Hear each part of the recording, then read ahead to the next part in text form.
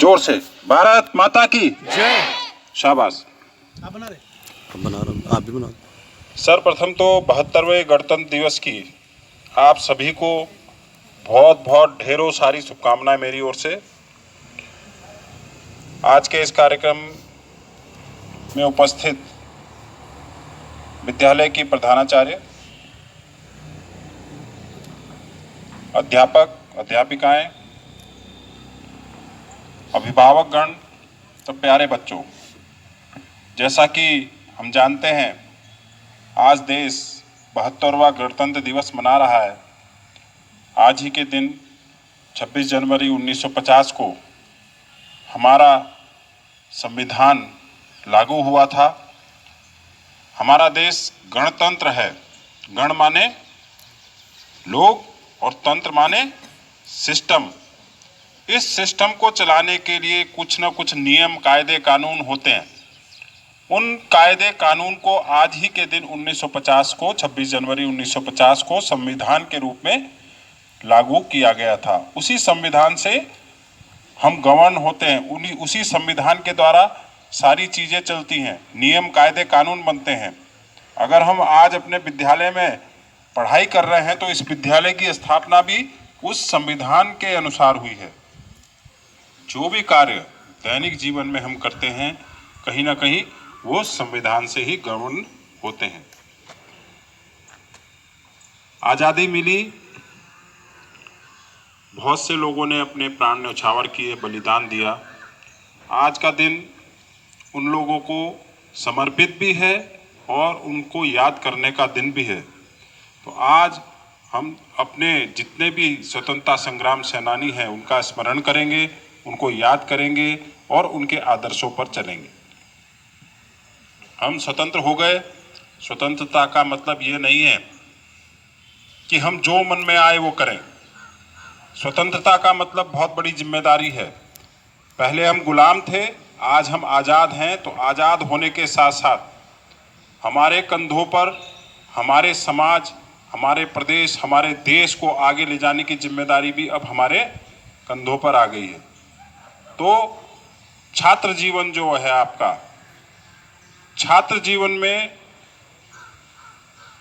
आप क्या सीखते हैं, क्या समझते हैं, अपने इस जीवन को कितना और अच्छा परिष्कृत करते हैं, ये निर्भर करता है कि आप आगे जाकर किस प्रकार के आदमी बनेंगे।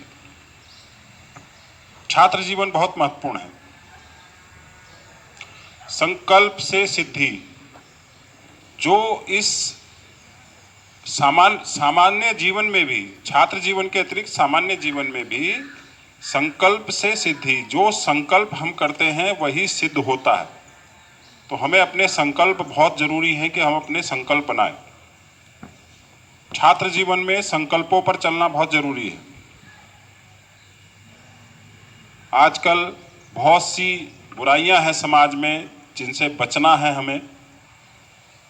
जैसे मोबाइल है, ये आधुनिक जीवन की चीज़ें हैं, इनका उपयोग भी हो रहा है, लेकिन इनमें बहुत सी बुराइयां भी हैं। मोबाइल है, टीवी है, अखबार है। जैसा हम सुबह सुबह ग्रहण करते हैं वैसा ही हमारा दैनिक जीवन बन जाता है। मोबाइल में अच्छी बातें भी आती हैं, टीवी में अच्छे संस्कार भी आते हैं, अच्छी खबरें भी आती हैं, भगवान के भजन भी आते हैं। अब डिपेंड करता है कि हम क्या देख रहे हैं, हमारा परिवार क्या देख रहा है। हमने सुबह सुबह समाचार देख लिए, हमने सुबह सुबह अखबार पढ़ लिया, हमने सुबह सुबह मोबाइल में कुछ इस प्रकार की फिल्में देख ली, इस प्रकार के मैसेज देख लिए, तो हम एक नेगेटिव एनर्जी से भर गए सुबह सुबह। और उस नेगेटिव एनर्जी को लेकर हम अपने कार्यस्थल, अपने विद्यालय में पहुँचे और उस नेगेटिव एनर्जी का प्रचार प्रसार करने लगे। जो हमारे मन में भरा है वही हम बांट रहे हैं। एक नकारात्मक सोच पैदा हो रही है। इस चीज़ से हमें बचना है। सुबह सुबह हमने अपने आप को ताज़ा करना है, अपने आप को फ्रेश करना है, अच्छी अच्छी बातें सुननी है। और जहाँ तक हो सके आप इस मोबाइल से, इस टीवी से, अखबार से बचिए।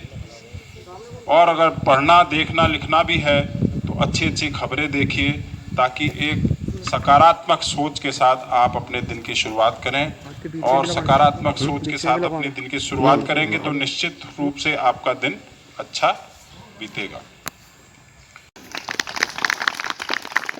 अगर हमारा अध्यापक सुबह सुबह नकारात्मक एनर्जी से भरकर विद्यालय में प्रवेश करेगा तो निश्चित है वो भी नकारात्मक सोच को ही बांटेगा।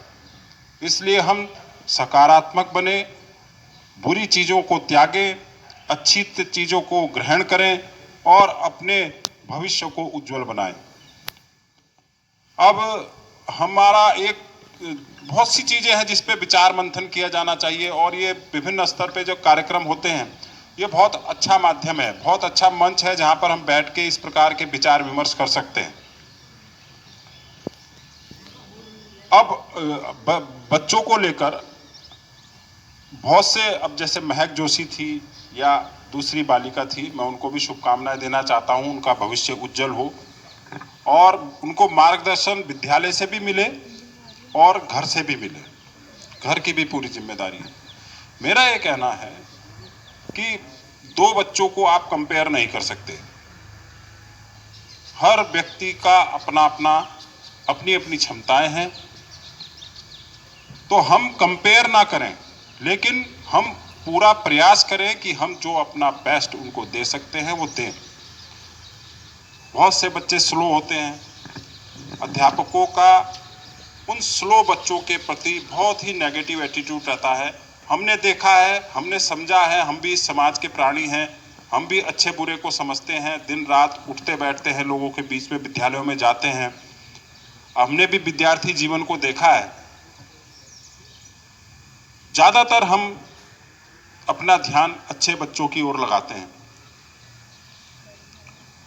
अच्छी बात है, अच्छे बच्चों की ओर ध्यान लगे, उसको भी मार्गदर्शन मिले, उसका भी भविष्य उज्जवल हो, लेकिन वो बच्चे जो पढ़ने में कमज़ोर हैं उनको भी हमारे प्यार की ज़रूरत है। हम डंडे के बल पर उनको याद नहीं करा सकते, क्योंकि वो वैसा ही है भाई, उसे भगवान ने ऐसा ही बनाया है, उसको ऐसा ही रहने दें। प्रयास करें, उसको भी मोटिवेट करें, लेकिन ना होने पर उसको हम उसके साथ दूसरों से बुरा व्यवहार ना करें, अच्छा व्यवहार उनके साथ भी रखें, उनको हमेशा आगे मंच पर लाएं, उनको मोटिवेट करें, प्रयास करें। तो मेरा ये कहना है कि किसी ने टॉप कर लिया तो सारे बच्चे टॉपर बन जाएं, ऐसा कभी नहीं हो सकता। दो व्यक्ति एक समान नहीं हो सकते, सबका बुद्धि, विवेक, आईक्यू लेवल सबका अलग अलग है। तो टीचर्स के ऊपर बहुत बड़ी जिम्मेदारी है। आप अपनी जिम्मेदारी का सफलतापूर्वक निर्वहन करें, मेरा आप लोगों से निवेदन है। और प्यारे बच्चों, आप सभी को पुनः गणतंत्र दिवस की बहुत बहुत शुभकामनाएं। एक और आपका बहुत ही सुंदर मंच बना है, बहुत ही सुंदर प्रांगण है, ऐसा लगता है किसी आश्रम में आ गए। जब आपके विद्यालय में आते तो ऐसा लगता है किसी आश्रम में आ गए। तो वास्तव में विद्यालय जो हमारे पुराने गुरुकुल होते थे वो ऐसे ही होते थे। तो आपके पास पर्याप्त स्थान है। मैं मैडम आपसे, प्रधानाचार्य जी से विशेष आग्रह करूंगा, अनुरोध करूंगा, हम ही इन विद्यालयों में भविष्य के नेता, भविष्य के अधिकारी, भविष्य के बिजनेसमैन पैदा कर रहे हैं। और एक बहुत अच्छी स्किल है मंच पे आकर अपने विचारों को रखना। कोई भी बच्चा मंच पे आता है और वो एक अच्छा सटीक भाषण देता है तो उसका कॉन्फिडेंस लेवल बहुत ऊंचा हो जाता है और समाज में उस बच्चे, उस व्यक्ति, कोई भी हो, उसको देखने की, उसको उसके प्रति सोच जो होती है वो बदलती है कि नहीं, ये बच्चा अच्छा है। तो अपने आप को मंच साझा करके भाषण देने की कला आप जरूर सिखाइए। और बच्चों को मंच, ऐसा नहीं कि मैं देख रहा हूँ बहुत सी कमियां हैं, हमें बैठ के सुधारनी पड़ेगी। हमारी एक टीम है जो प्रार्थना सभा करती है, वही टीम सदा चली आ रही है ना। उनको चेंज करके रोज खड़ा कीजिए, रोज प्रत्येक बच्चे को मंच पे आने का अवसर प्रदान कीजिए। और मैं तो कह रहा हूँ फ्री पीरियड में आप बच्चों को मंच पे खड़े होकर भाषण देने की तरीके सिखाइए। हमारे जो अध्यापक हैं, जो इसमें निपुण हैं, वो आए कि किस तरीके से भाषण दिया जाता है, किस तरीके से अपनी भावनाओं को लोगों के बीच में बोला जाता है, कहा जाता है। तो बहुत अच्छा स्किल आएगी। और आपके विद्यालय में शिक्षण कार्य तो हमारा, मैं ये कहूँगा कि हमारे विकासखंड का और जनपद का सर्वश्रेष्ठ विद्यालय है, जहाँ से बच्चे टॉप कर रहे हैं। इसके लिए सभी अध्यापक और विद्यालय प्रबंधन जो है बधाई का पात्र है। आगे भी इस प्रकार के अवसर आएंगे जब बच्चे टॉप करेंगे और हमें आपको पुरस्कृत करने का अवसर मिलेगा। ऐसे बच्चों से जो पुरस्कार प्राप्त कर रहे हैं, आप लोगों को सीख लेने का अवसर मिलता है। क्या मिलता है? देखिए, जो बालिका टॉप किया उसको जगह जगह सम्मानित कर रहे हैं ना, तो एक हमें सीख मिलती है कि हम भी कोशिश करें। अब मैंने एक शब्द पहले बोल दिया कि जरूरी नहीं कि सब लोग एक समान हों, लेकिन हम उनसे प्रेरणा ले सकते हैं कि हम भी इनकी तरह बनने का प्रयास करें। तो मेरा आप सभी से निवेदन है कि ये जो एक तो संकल्प से सिद्धि, जो संकल्प आप लेंगे वो सिद्ध होगा। बुराइयों को त्यागो, नेगेटिव एनर्जी को त्यागो, पॉजिटिव एनर्जी को ग्रहण करो। अध्यापकों का, अपने बड़ों का, अपने गुरुजनों का सम्मान करो। यही आपको आपके भविष्य के लिए उज्जवल बनाने में सहायक होगा और आप अच्छे देश के नागरिक बनेंगे। यही आज गणतंत्र दिवस का मेरी ओर से आप लोगों को संदेश भी है। तो इन्हीं शब्दों के साथ अपनी वाणी को विराम देता हूँ। आप सभी का पुनः धन्यवाद, आपने मुझे आमंत्रित किया। मैडम का भी बहुत बहुत धन्यवाद। धन्यवाद महोदय, आपके संदेश